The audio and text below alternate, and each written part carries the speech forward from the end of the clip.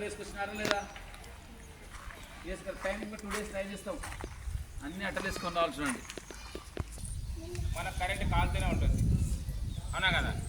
దాని ద్వారా ఏమవుతుంది, మనకు ఒక నెల మనము 100 రూపాయలు కట్టాం అనుకోండి, దాని ద్వారా ఇంకా ఎక్కువ అవుతుంది కరెంటు కట్టడం.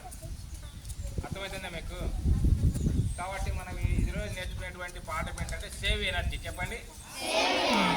అలాంటివి ఇంకేమున్నాయి? ట్యూబ్లైట్ చేస్తాం, ఇంట్లో బల్బులు వేస్తాం, వేసి ఏం చేస్తాం, అవి అట్లే పెట్టి బయటకు వస్తాం.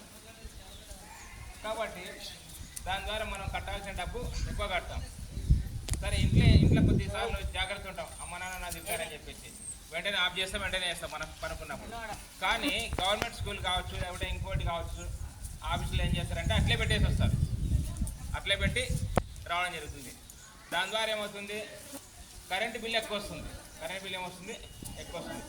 కాబట్టి ఇప్పుడు గవర్నమెంట్ పెట్టినటువంటి ఉద్దేశం చాలా మంచిది.